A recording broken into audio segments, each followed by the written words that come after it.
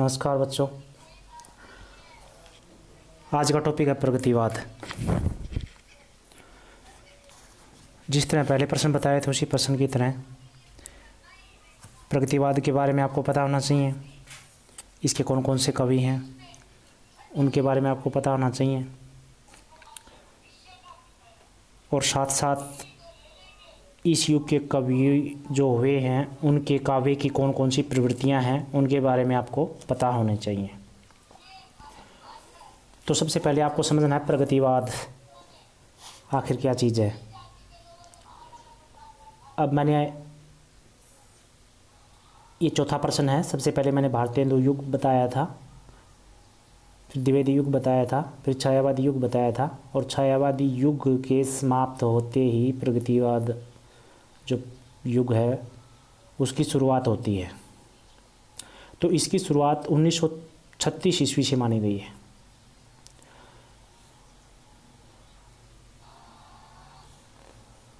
अब प्रगतिवाद का अर्थ क्या है? यानी कि जो राजनीति में जो मार्क्सवाद है वो साहित्य में प्रगतिवाद है। यानी कि आपने साम्यवाद के बारे में सुना हो,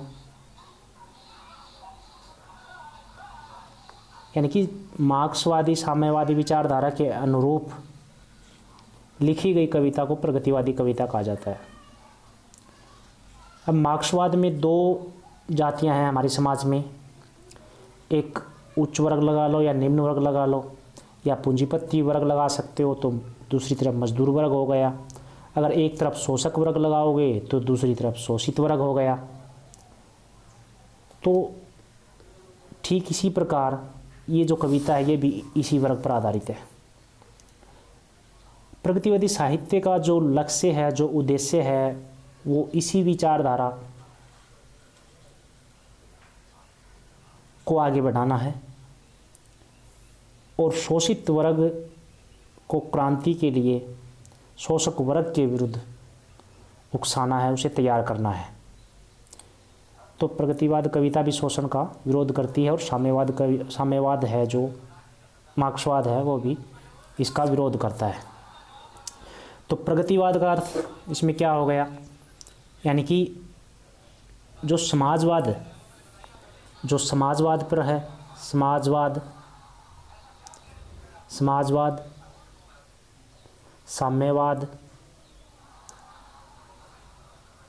साम्यवाद, ये जो दोनों विषय हैं ये है राजनीति के, और इन्हीं विषयों को अगर साहित्य में उठाया जाए तो उसे कहते हैं प्रगतिवाद। तो यही प्रगतिवाद का मूल अर्थ है।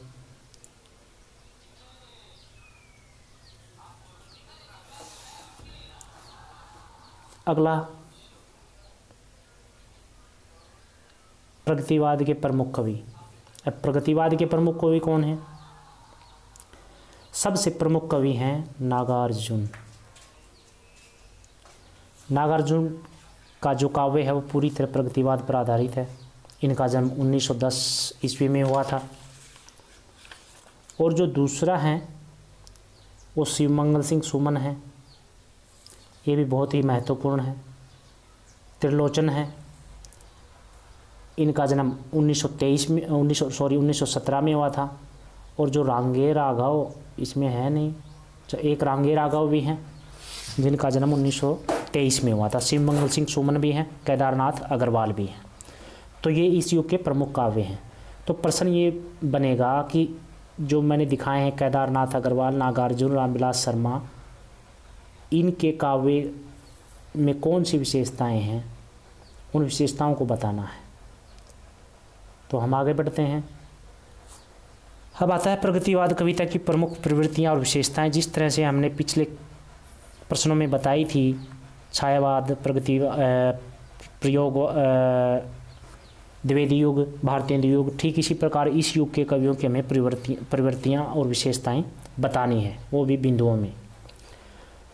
तो हम सबसे पहला बिंदु बनेगा साम्यवाद के प्रति आस्था। मैंने पहले ही बता दिया था कि इन कवियों का प्रमुख लक्ष्य ही साम्यवाद के सिद्धांत को व्यवहार में लागू करना है। तो जितने भी ये पांचों कवि मुख्य रूप से शिवमंगल सिंह सोमन, रांगे राघव, केदारनाथ, ये साम्यवाद में गहरी आस्था व्यक्त करते हैं। साम्यवाद मतलब मार्क्सवाद में। और मार्क्सवाद का एक नियम है कि समाज में हमेशा दो वर्ग होते हैं, एक उच्च वर्ग और एक निम्न वर्ग। और उच्च वर्ग है वो हमेशा निम्न वर्ग का शोषण करता है। और इसका सिद्धांत है अंत में जो शोषण सहन करता है वही इस उच्च वर्ग को नीचे गिरा करके सत्ता हासिल कर देता है। तो यही हमारे हिंदी में ये जो कवि हैं ऊपर इनका विचार है। इनका कहना क्या है, काटो काटो कर लो सायत और कुसायत का, यानी कि धर्म और अधर्म क्या है, जो करना है वो करो, मारो मारो हंसिया, हिंसा और अहिंसा, यानी हिंसा और अहिंसा का कोई प्रश्न नहीं है। इस जो वर्तमान व्यवस्था है इसको बदल डालो। इस प्रकार प्रगतिवादी आप देख रहे हो इस व्यवस्था के विरुद्ध है और एक समतावादी समाज की स्थापना करना चाहते हैं, चाहे इसके लिए उनको हिंसा करनी पड़े, खून बहाना पड़े। तो यही इनका आदर्श रहा है। ये एक तरह से चेतना व्यक्त करना चाहते हैं, शोषित वर्ग में संघर्ष के लिए तैयार करना चाहते हैं। ईश्वर में विश्वास नहीं करते ये मजदूर वर्ग में विश्वास करते हैं, भाग्य में भी विश्वास नहीं करते, हिंसात्मक क्रांति के लिए हमेशा तैयार रहते हैं। तो यही इनके कवियों का मुख्य उद्देश्य रहा है और यही इनके काव्य का विषय भी रहा है। अब अगला पॉइंट है शोषण का विरोध। इन प्रगतिवादी कवियों ने समाज में हर प्रकार के शोषण का विरोध किया है, चाहे वो समाज द्वारा उत्पन्न हो, चाहे वो राजनीति द्वारा, चाहे वो धर्म द्वारा। तो ये सभी प्रकार के शोषण को मिटा करके एक ऐसा समाज बनाना चाहते हैं जिसमें किसी भी प्रकार का भेदभाव न हो। और ये कह भी रहे हैं, क्या कहते हैं, हो यह समाज चित्रे चित्रे शोषण पर जिसकी नींव टूटे। ये चाहते हैं कि समाज में किसी प्रकार का अगर शोषण है तो वो ख़त्म हो जाए। तो शोषण बिना पूंजीवाद को मिटाए यह हमारा जो जीवन है वो कभी भी स्पष्ट या सौम्य या संतुलित नहीं हो सकता। इस तरह सभी प्रगतिवादी रचनाओं में सभी प्रगतिवादी कवियों ने पूंजीपति वर्ग का विरोध किया है। अगला पॉइंट है गरीबी का चित्रण। अब प्रगतिवादी सभी कवियों ने अपने समाज के गरीबों को देखा, उसकी हालत को देखा, उसकी पीड़ा को देखा और उसकी पीड़ा को अपने काव्य के द्वारा ज्यों का त्यों प्रस्तुत भी किया है। जैसे निराला ने एक कविता लिखी है, वह तोड़ती पत्थर। वह तोड़ती पत्थर में क्या है, एक औरत है वो पत्थर तोड़ रही है और वो इलाहाबाद के पथ पर है। तो इस तरह से अनेक कवियों, नागार्जुन ने भी बहुत सी कविताएं लिखी हैं समाज की गरीबी पर, भारत की गरीबी पर। त्रिलोचन ने भी बहुत सी कविताएं लिखी हैं। तो कहने का मतलब ये है, इन्होंने हमेशा गरीबों का चित्रण अपने काव्य में किया है, उनके प्रति संवेदना व्यक्त की है और साथ साथ इस पीड़ा से पार पाने का रास्ता भी उन्होंने सुझाया है। तो ये भी इनकी प्रमुख प्रवृत्ति रही है इस युग की। अब अगला है पूंजीपतियों का विरोध। अब मैंने बताया है, अगर इन कवियों का जो उद्देश्य है वो समता समाज की स्थापना करना है और इस समता मूलक समाज के लिए जो पूंजीपति हैं वो बीच में अवरोध उत्पन्न करते हैं, तो इन कवियों ने पूंजीपति वर्ग के प्रति घृणा और उनके कार्य को घृणित रूप में चित्रित किया है। उन्हें स्वार्थी, कपटी, निर्दयी। तो कहने का मतलब ये सभी प्रगतिवादी कवि हैं वो पूंजीपतियों के द्वारा बनाई गई सत्ता को ख़त्म करना चाहते हैं और उसके स्थान पर समतामूलक समाज की स्थापना करना चाहते हैं। अब यहाँ पर निराला की कविता की पंक्ति कुकुरमुता, यहाँ पर जो कुकुरमुता है ये गरीब वर्ग का प्रतीक है और गुलाब है ये पूंजीपति वर्ग का प्रतीक है। यहाँ पर कहता है कि अबे सुन बे गुलाब, भूल मत पाई जो खुशबू रंगो आप, खून चूसा खाद का तूने ऐसिस्ट डाल पर इतराता है कैपिटलिस्ट। यानी कि गुलाब है वो किससे है, उसने खून चूसा है खाद का, यानी कि गरीबों का, तब वो खिला है, तब उसकी सुगंध पाई है उसने।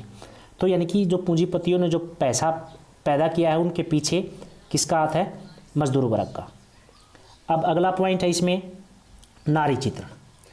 लगभग सभी कवियों ने पीछे जितने भी थे, भारतेंदु, द्विवेदी युग, छायावादी युग और अब जाके आ गया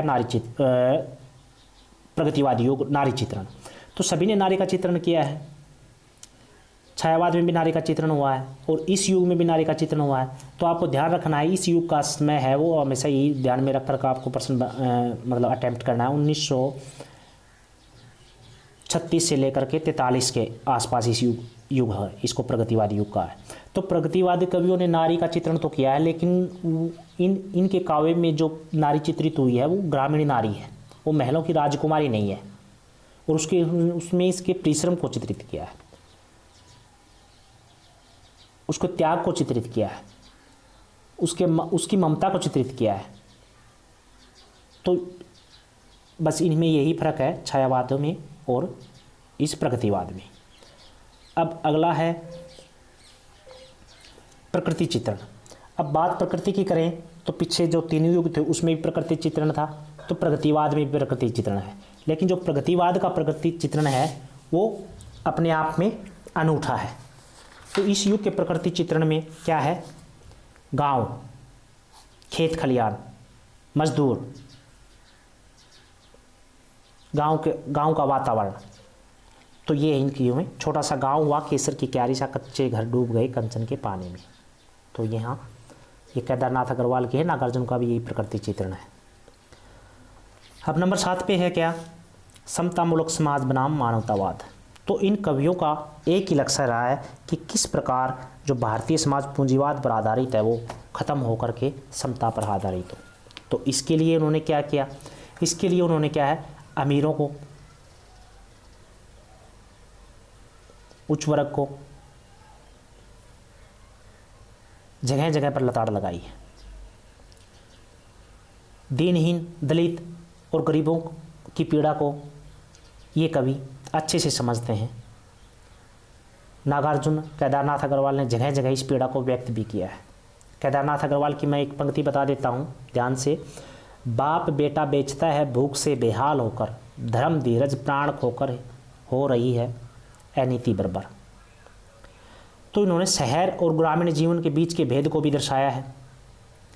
यानी कि साम्यवाद के रास्ते में जो जो अड़चने हैं, जो जो कुरीतियाँ हैं, जो जो भटकाव है समाज का, उन सब को इन्होंने अपने काव्य में चित्रित किया है। और साथ साथ ये संदेश दिया है आमजन को कि इन सब को मिटाना होगा, तभी आप एक समतावादी समाज की स्थापना कर सकते हो। और इनका समतावादी समाज है वो मानवतावाद पर आधारित है, जिसमें न तो धर्म होगा, न जाति, न ऊंच नीच, बल्कि चारों तरफ समता होगी। तो यही दृष्टि रख करके इन कवियों ने अपने काव्य की रचना की है।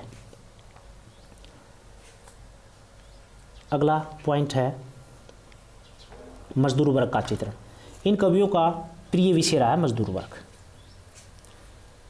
क्योंकि देश के नवनिर्माण में, देश की प्रगति में इस समय भी और इनके समय भी ये मजदूर वर्ग है ना, बहुत ही महत्वपूर्ण भूमिका निभाता है। लेकिन दूसरी तरफ दिन भर काम करके, ऊंची ऊंची योजनाओं को साकार करके इनको 2 जून की रोटी भी नसीब नहीं होती। तो इसलिए इनका कहना है कि इस व्यवस्था को ख़त्म होना चाहिए। इन्होंने साम्यवाद के प्रति गहरी आस्था व्यक्त करती है।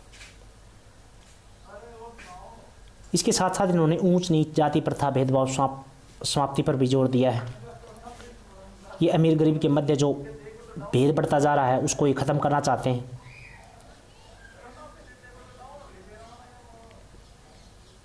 इनका जो काव्य है वो सामाजिक जीवन का वास्तविकता को लेकर के चलने वाला है और जनता की आवाज़ को जनता के बीच पहुंचाना, उसकी बात करना, उसके लक्ष्य को बताना, ये इस प्रगतिवाद का प्रमुख लक्ष्य रहा है। अब अगला बात कर रहा हूँ मैं भाषा शैली। तो एक बात आपको ध्यान रखनी है, इसकी जो भाषा शैली है ना वो पिछले और आगे आने वाले युग की भाषा शैली से बिल्कुल अलग है। जिस तरह से इस युग का जो विषय है वो क्या है, आम आदमी है, गरीब आदमी है, मजदूर है, किसान है, सामान्य जनता है, और उन्होंने सामान्य जनता की ही आवाज़ उठाई है। ये जनजीवन के बीच रहने वाले हैं, तो उन्हीं की भाषा में बात करते हैं, उन्हीं के मुहावरे, उन्हीं के प्रतीक, उन्हीं के बीमों को प्रयोग करते हैं। तो चूंकि इसकी जो काव्य शिल्प है वो इतना ज़्यादा प्रगतिशील या उच्च नहीं कहा जा सकता, क्योंकि इनका काव्य बंद कमरे से न निकल करके जनजीवन के बीच से निकला है।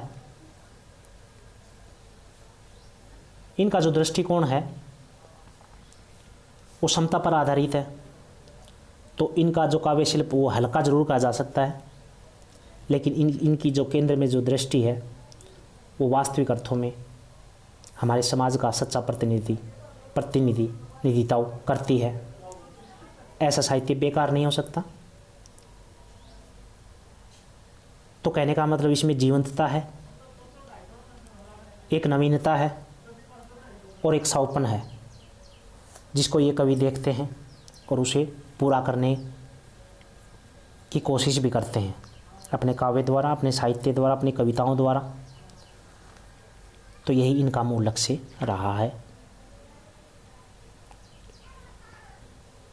ये प्रश्न यहीं पे समाप्त होता है। धन्यवाद।